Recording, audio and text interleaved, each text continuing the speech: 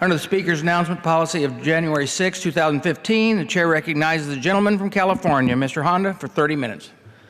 Thank you, Mr. Speaker. And I ask unanimous consent that all members may have 5 legislative days in which to revise and extend the remarks and include extraneous material on the subject of my special order. Without objection. Thank you, Mr. Speaker. Mr. Speaker, I come to the floor today as the founder and co-chair of the Congressional Ethiopian American Caucus. This caucus was established to give a legislative voice to the specific concerns of the Ethiopian American community. Founded in 2001, the caucus is comprised of members who appreciate the critical relationship between Ethiopia and the U.S. and value the contributions of Ethiopian Americans to our nation. Congressman John Garamendi and I co-chair this caucus of nearly 20 members of Congress. President Obama's upcoming visit to Ethiopia on July 27th, which is next Monday, will be the very first visit to this nation of 97 million people by a sitting American president. Ethiopia has Africa's second largest population and is a nation with a rich, independent cultural history. And by the way, Ethiopia is the only African country in that continent that has not been ever colonized. It is a country of growing economic, humanitarian, and strategic importance to the United States. Accompanying these opportunities are many challenges that face Ethiopia today. Situated at the center of Horn of Africa, Ethiopia is located in an unstable region, making it a key ally of the United States in combating radical extremists in the region. Ethiopia has a checkered humanitarian record, and the government must learn to embrace the voices of political dissent and promote basic human and civil rights. I believe that President Obama's upcoming trip to Ethiopia provides a unique opportunity to promote respect for freedom of speech and press, in addition to supporting economic health, food security, and humanitarian development in Ethiopia. The United States must aggressively support and encourage Ethiopia to embrace democracy and its hallmarks, free speech and a free and independent media. With a base of young entrepreneurs, a large labor force, and a wealth of natural resources, Ethiopia has quickly become an important center of industry, agriculture, and technology. We must explore avenues for U.S. investment and partnerships with Ethiopia to further this growing economic partnership. Here at home, Ethiopians in the U.S. provide us with a large pool of talent, education, and experience.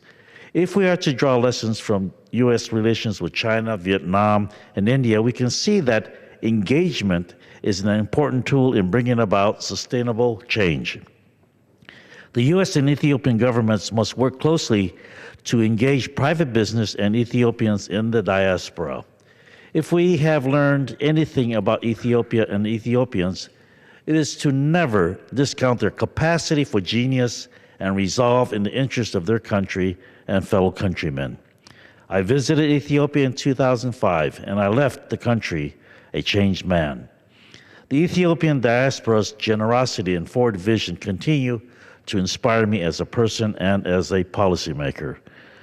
Numbering over 250,000 people across this country, the vibrant and fast-growing Ethiopian American community greatly contributes to the richness of American culture and strengthens our economy to help make our nation competitive in the 21st century.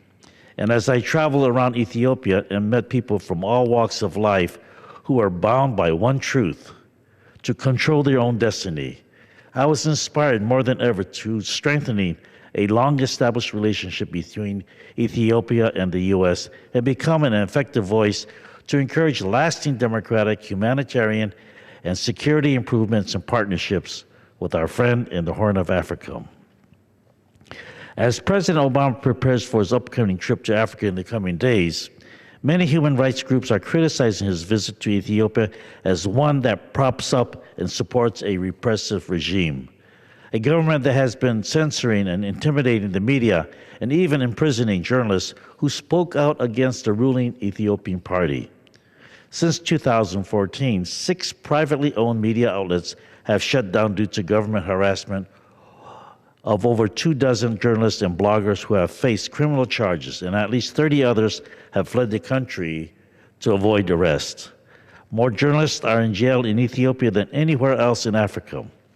This crackdown in use of anti-terrorism legislation to stifle political dissent in Ethiopia is absolutely unacceptable.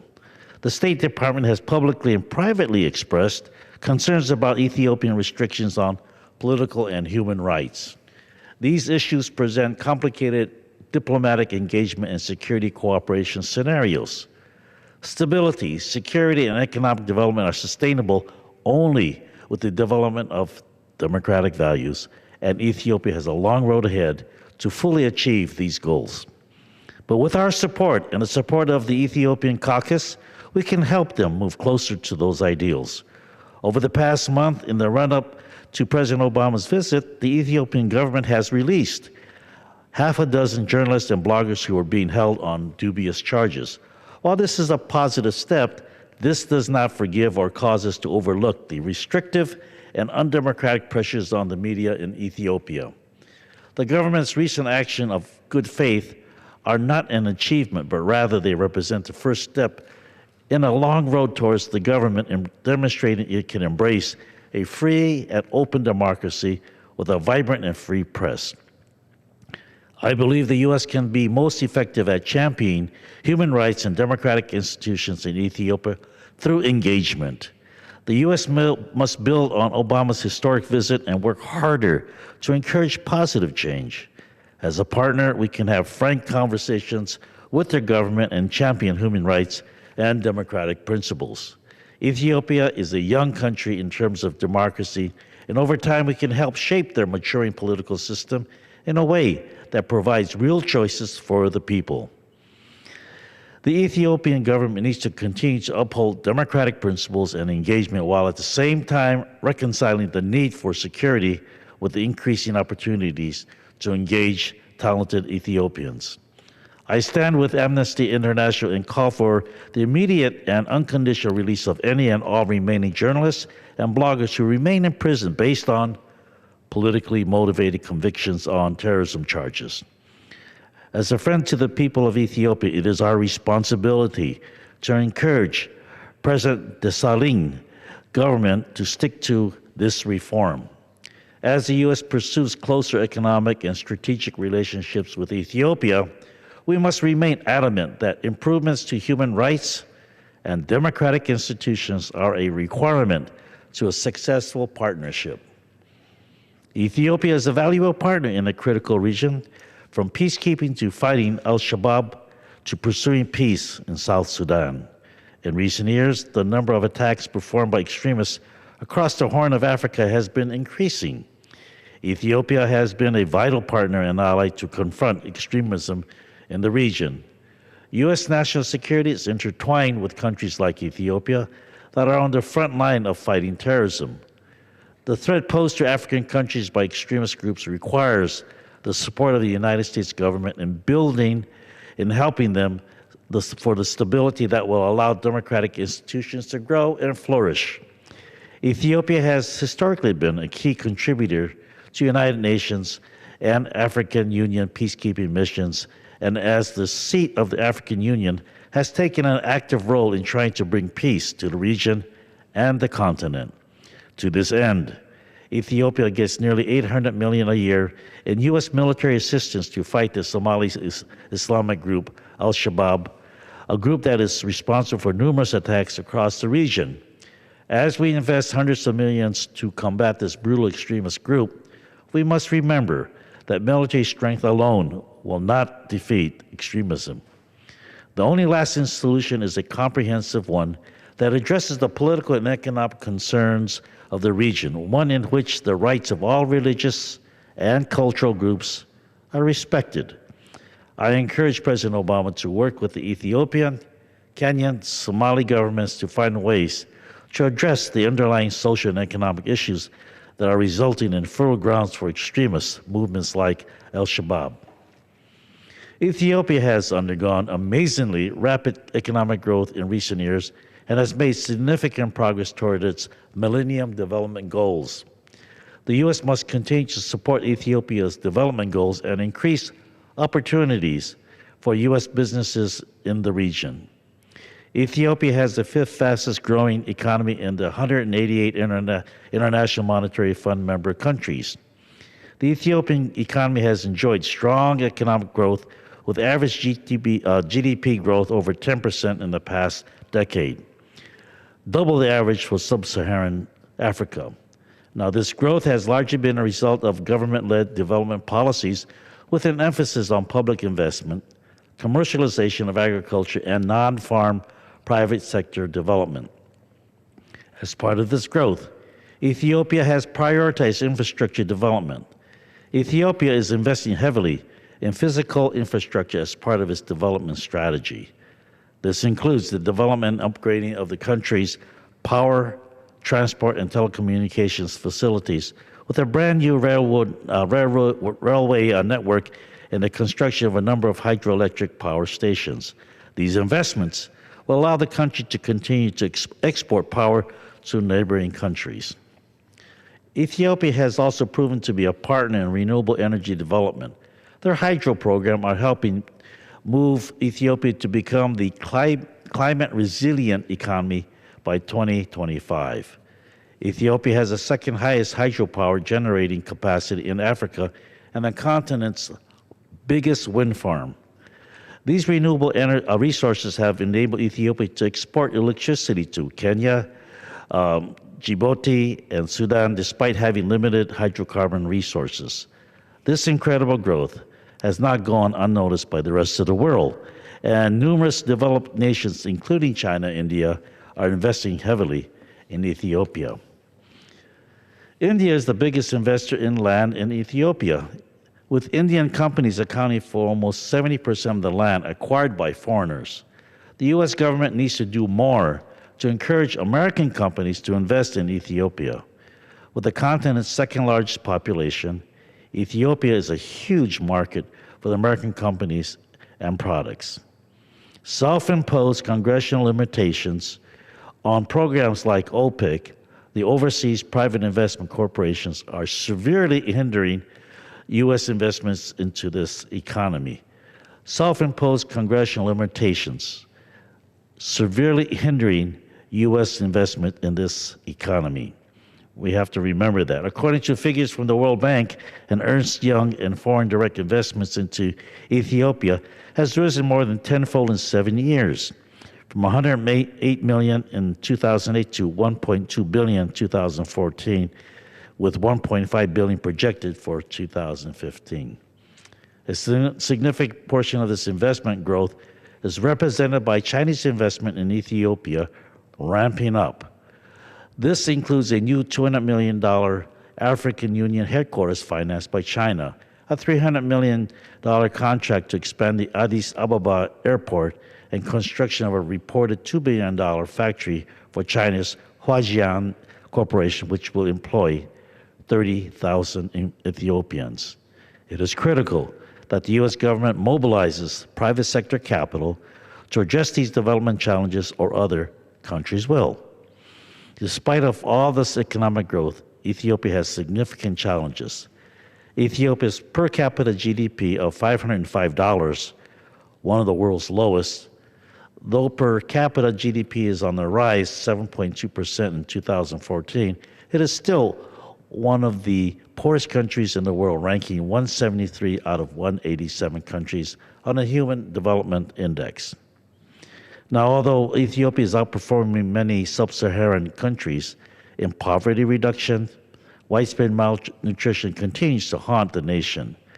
Estimates suggest that the country loses about 16.5% of its GDP each year to the long-term effects of malnutrition, child malnutrition. Dependency on agriculture, coffee in particular, leaves a large rural population vulnerable to droughts, natural disasters, or other economic shocks. Now, recent periods of rapid inflationary pressures and large refugee inflows from Eritrea and South Sudan further aggravate these trends. This has led to food prices rising 100% in 2011. Ethiopia still relies heavily on aid to achieve its development goals. Ethiopia receives the most USAID assistance of any sub-Saharan African country, ranked 7th worldwide. Even among other donors, Ethiopia remains the single largest recipient of official development assistance in sub-Saharan Africa. So Ethiopia has made progress towards reaching most of the Millennium Development Goals. Together with strong government action and the largest social protection scheme in the region, Ethiopia has seen remarkable progress towards its development targets.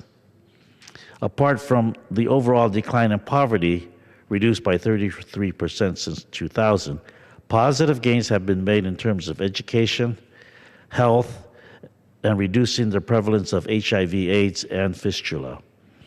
USAID development funds and programs are having a massive impact in Ethiopia in everything from nutrition, sustainability, food stability, health, and education.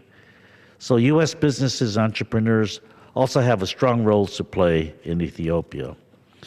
Organizations like the U.S. Africa Diaspora Business Council focus on tapping into the large entrepreneurial Ethiopian and African diaspora populations in the U.S.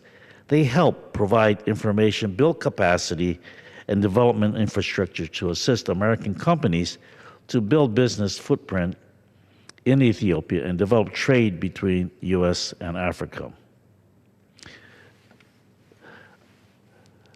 I would like to particularly highlight the budding benefit corporations that are producing a positive impact on society and the environment, as well as making a profit. Ethiopian diaspora-owned company, Blessed Coffee, the nation's second benefit corporation, is established as a socially responsible business focusing on trade in coffee-growing regions as well as in communities in the U.S., where coffee is sold. A symbiotic relationship will be one that not only benefits the American consumer, but also the farmers in Ethiopia and the development of the region. And on a side note, I'm not sure that it's well known, but according to DNA analysis, all coffee came from Ethiopia. So we can thank them for that. I was proud to help reauthorize the African Growth and Opportunity Act last month, paves the way for continued investment in Ethiopia and Africa through preferential duty-free treatment to U.S. imports of certain products.